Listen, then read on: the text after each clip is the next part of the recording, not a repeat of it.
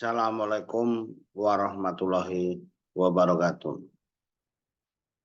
Para petani kelapa sawit khususnya, pada kesempatan kali ini saya akan membahas mengenai serangga penyerbuk kelapa sawit yang berkaitan dengan bioekologinya, yaitu biologinya dari siklus hidupnya maupun lingkungan hidup di sekitarnya atau ekologinya, apa saja yang mempengaruhinya. Jadi serangga Eladybius khususnya Cameronicus ini berfungsi sebagai serangga penyerbuk yang efektif di tanaman kelapa sawit yang berjenis Elaeis guinensis yang berasal dari Afrika tentunya. Untuk di Indonesia setelah diintroduksi tahun 1983, ini selama perkembangannya bisa kita lihat, kita ketahui siklus hidupnya. Tentunya kumbang ini diawali berasal dari telur. Nah, telur ini akan menetas. Nah, ini yang pertama ya daur hidupnya. Menetas setelah berumur 2 sampai 3 hari. Nah, setelah menetas menjadi apa telur ini? Menjadi larva. Nah, menjadi larva. Semua ini terjadi di bunga jantan kelapa sawit. Ya. Meletakkannya di mana telur tadi itu? Yaitu pada saat kumbang itu datang memakan polen, tangkai polen, kemudian sambil meletakkan telurnya di situ. Itulah tadi yang 2-3 hari telur tadi menetas. Setelah menetas tadi proses berikutnya menjadi larva.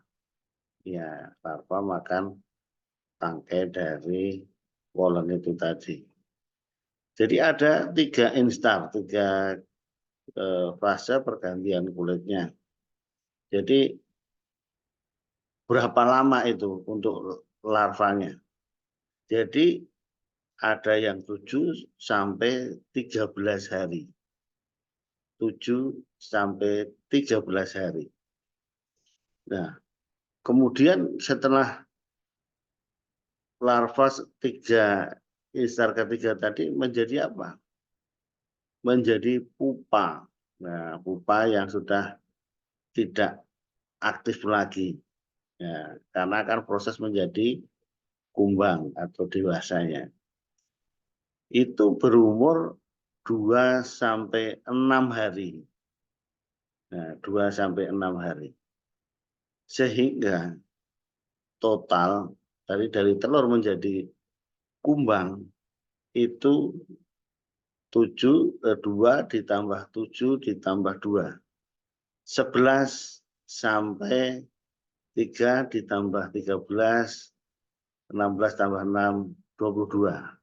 Jadi daur hidupnya kira-kira 11 sampai 22 hari.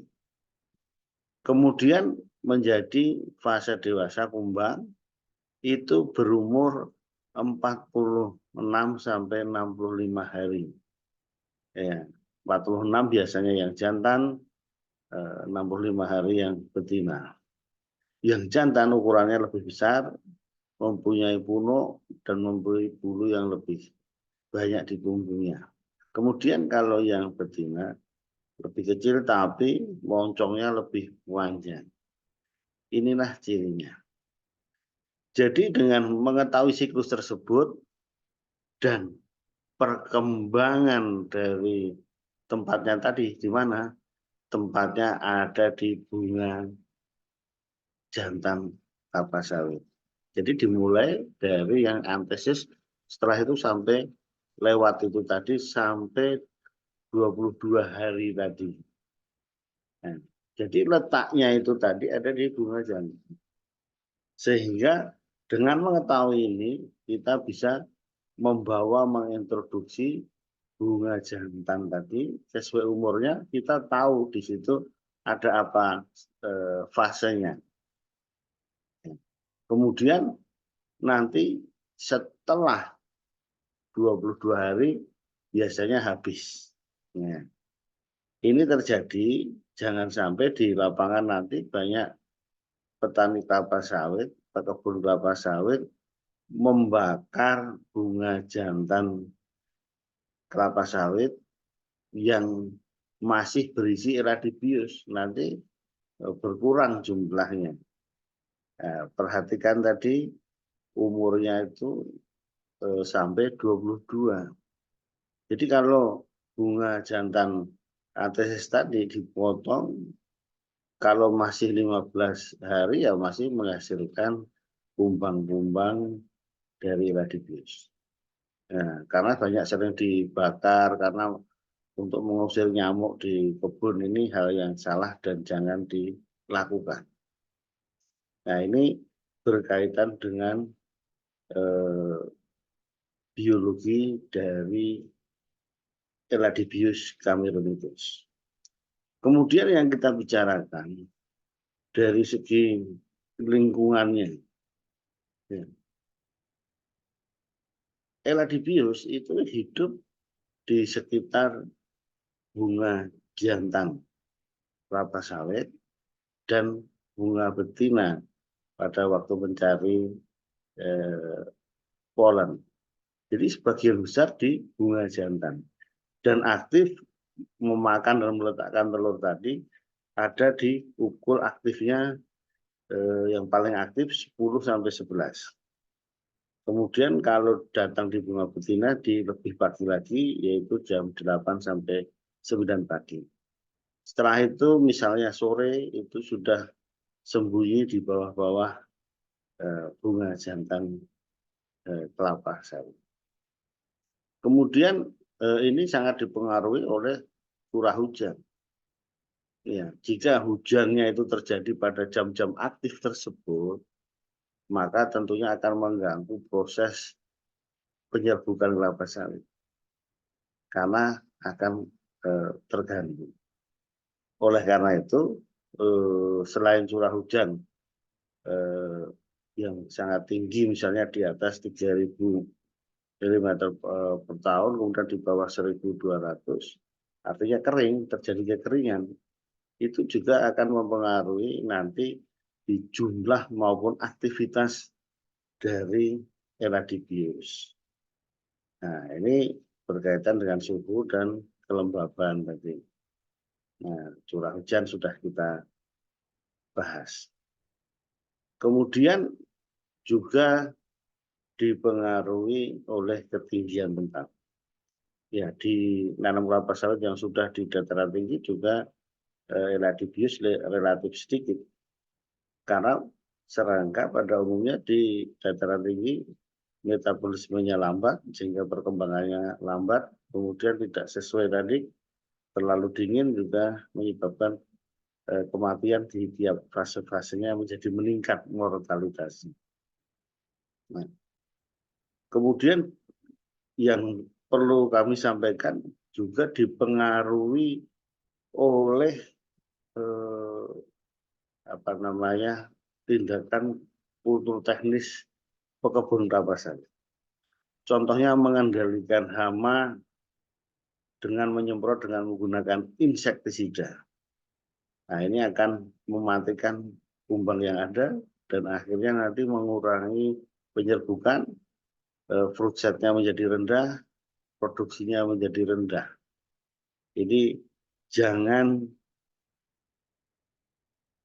terlalu banyak menggunakan insektisida.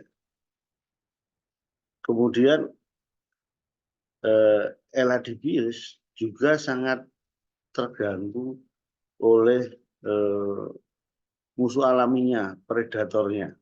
Ya, jadi musuh alaminya ada nematoda, ada yang lebih sering karena memakan telur dan larvanya itu adalah hama tikus.